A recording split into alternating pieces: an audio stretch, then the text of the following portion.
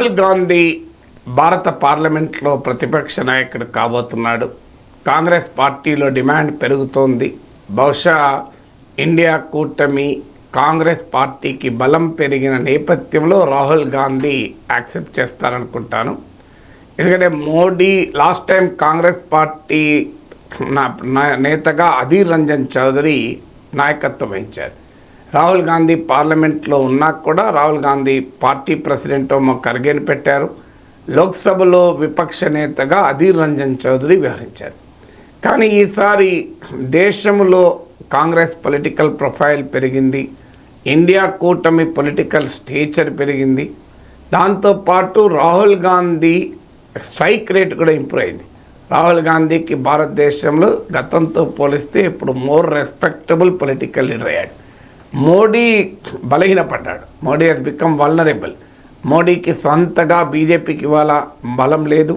Already మిత్రపక్షాలు ఎజెండాను set చేస్తున్నారు. నితీష్ కుమార్ అగ్నివీర్ పథకం ఆలోచించాలని జేడీయూ అంటే, తాజాగా లోకేష్ ముస్లిం కోటా విషయంలో ఇది బుజ్జగింపు కాదు, ఇది సంతుష్టీకరణ కాదు, ఇది సామాజిక న్యాయం అంటూ బీజేపీతో డీమార్కెట్ చేసుకున్నారు. అంటే నితీష్ కుమారే కాదు, లోకేష్ కూడా మోడీకి పాఠాలు చెప్పడం మొదలుపెట్టాడు. అంటే అదే అలాగే ఉంటుంది రాజకీయంలో. బలం ఉంటే ఒక రకంగా ఉంటుంది, బలం తగ్గితే ఎందుకుంటారు ఎవరైనా. సో లోకేష్ చేసింది కూడా కరెక్టే. సో ఇది మొదలైంది కనుక బలహీనమైన మోడీని బలవంతుడైనటువంటి బలపడిన ఇండియా కూటమి నేతగా పెరిగిన బలంతో రాహుల్ గాంధీ పార్లమెంట్లో ఎదుర్కోబోతున్నాడు.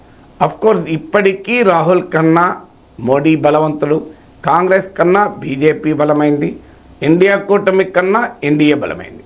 కానీ కంపారిటివ్లీ విత్ లాస్ట్ పార్లమెంటుతో చూస్తే రాహుల్ గాంధీ బలం పెరిగింది, కాంగ్రెస్ బలం పెరిగింది, ఇండియా కూటమి బలం పెరిగింది. మోడీ బలం తగ్గింది, బీజేపీ బలం తగ్గింది, ఎన్డీఏ కూటమి బలం తగ్గింది. అందువల్ల ప్రతిపక్ష నేతగా రాహుల్ గాంధీ బాధ్యతలు చేపట్టడం ఖాయంలాగా కనబడుతోంది. దేశంలో కూడా మోడీ ఐడియాలజికల్ ఎజెండాను 10 ఏళ్లుగా స్థిరంగా గట్టిగా ఎదుర్కొన్న నాయకుడు కూడా రాహుల్ గాంధీ. అది క్రోనీ క్యాపిటలిజం కావచ్చు, అదానీ విషయంలో పార్లమెంట్లో తన సభ్యత్వం పోతుందన్నా కూడా వినకుండా లెక్క చేయకుండా ఫైట్ చేశాడు. అలాగే డిఫమేషన్ కేసు ఎదుర్కొన్నాడు.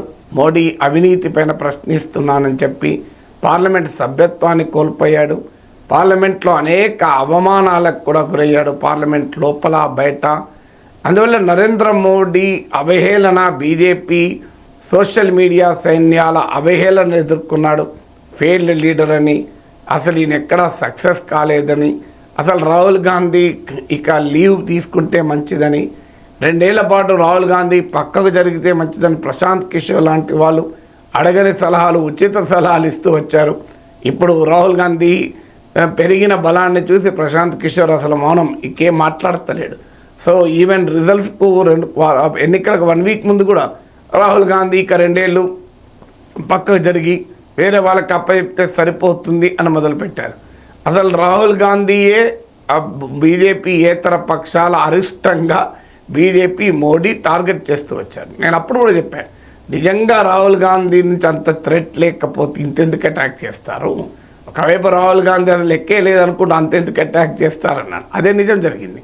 ఇవాళ రాహుల్ గాంధీయే ఇండియా కూటమి కాంగ్రెస్ పార్టీకి ఈ స్థాయికి రావటానికి కీలక పాత్ర పోషించారు.